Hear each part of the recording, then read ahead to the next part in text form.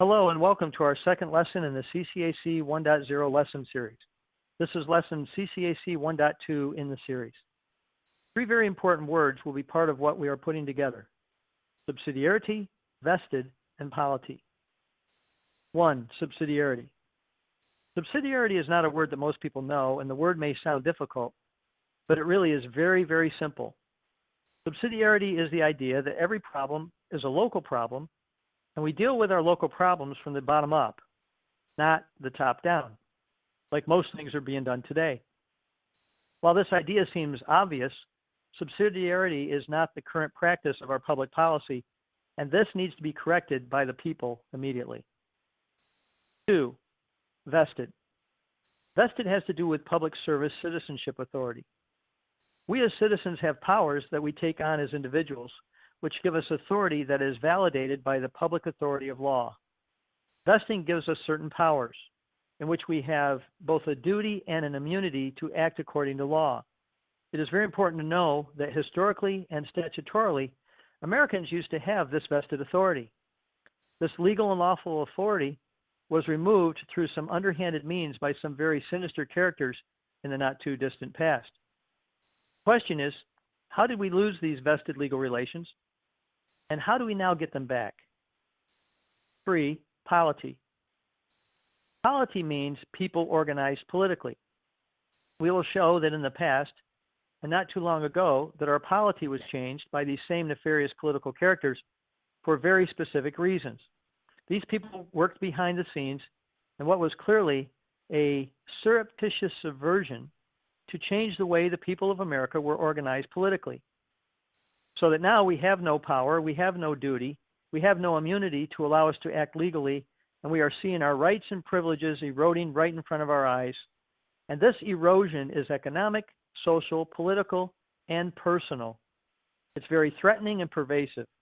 It is now undermining the safety and security of our country in many ways, and it's happening at an ever-increasing rate.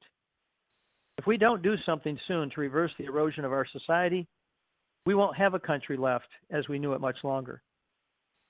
Many people see this happening. Education in the science of government is vital to our security. Isn't the first step in this process of revitalizing our country something that George Washington emphasized was needed in America, learning the science of government? Yes, it is. Washington said that it was a primary object to teach our children the science of government. He asked, what species of knowledge can be equally important? What duty more pressing than communicating it to those who will be the future guardians of our liberties? The science of government is essential to make sure we maintain our security as a nation. The problem today is that since our children for decades have not been trained in the science of government, since we as adults today are the children of yesterday, therefore even adults today do not have the knowledge or understanding of the science of government. So we all, as citizens, have to relearn the science of government. Because of this necessary ignorance of the science of government, we have another really bad problem. The problem in America is not just our ignorance, it's the things we think we know that are not true. How do we move forward when we are believing things that are simply not true about our government? We must be willing to sit back and reorient ourselves through learning. Now, let's go back through what we've just explained and give a bit more detail. But before we do that, we're going to encourage everyone to read a book. We believe that this book is for our generation what the book Common Sense by Thomas Paine was in 1776. That book is called Three Rights by Dr. Edwin Vieira, Jr. Get the book Three Rights through the link found on the ccac-us.com website. You also might check it out at your local library. They might have a copy. Get a copy of Three Rights today. Read Three Rights immediately.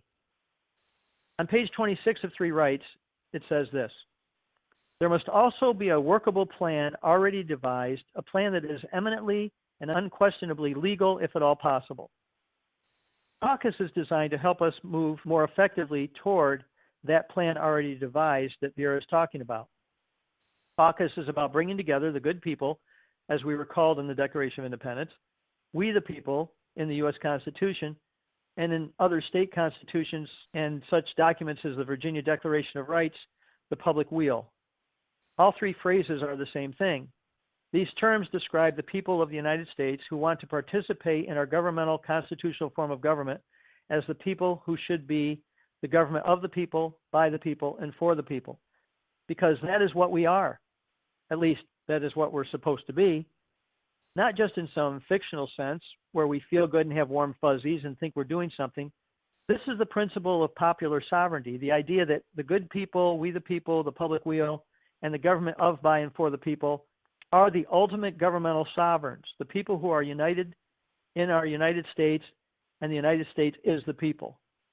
We are one and the same in the ultimate sense. We are antecedent to all civil government. This is something we must consciously possess in our minds and our hearts and in our spirits. But we should actually have the mechanism in place to be the government of, by, and for the people. This needs to be corrected. If America is going to self-heal, that will only happen when the people are involved in that self-healing process. It is up to you and me and you, us all working together in our local communities if we hope to correct what is wrong and put in place what is right. From the bottom up, not the top down. This is the idea of polity. The people organize politically through subsidiarity. Subsidiarity involves the local people having the ability to handle local problems with proper information, the mechanism, and authority at the local source to fully solve their own problems without needing to rely on higher authority unless absolutely necessary, and this is what creates the mechanism for community self-determination. We do so through having proper vested authority, where the people once again are in charge of our society as we once were when we were every able-bodied citizen having statutory power to perform their governmental duty as such. And we must revitalize the proper and sufficient polity where the people are organized politically so that we are all working together to be the government of the people, by the people, and for the people, and never allow this important principle and form to ever perish from the face of the earth. So that is caucus in a nutshell. This completes the second lesson, CCAC 1.2. Thank you for listening to this segment as part of our CCAC 1.0 series in our national orientation. Please join us for the next session in this series as we continue to unfold the Citizens Constitutional Advocacy Council story. This is the extraordinary process in which CCAC will successfully provide continuity of government of, by, and for the people. In our next lesson, CCAC 1.3, we will go on to explain further details of how we implement our Citizens Constitutional Advocacy Council. If you realize the necessity of revitalizing constitutional polity at the state and local level, please join this cause by going to www.ccac-us.com and registering on our official website. Take Pre-Quiz 1.0. We then urge you to work through the entire CCAC 1.0 series to understand the continuity of essential information we provide to help us all be on the same page. Then, upon passing the post-quiz with a perfect score, you will be directed on how to take the next step in the process of becoming a member of this vital organization. Please don't shortchange this process. Listen to and study the CCAC 1.0 material carefully. If you have questions or concerns about what you are learning so far or issues affecting your community, please refer to the links connected to this lesson or contact the person who gave you this information.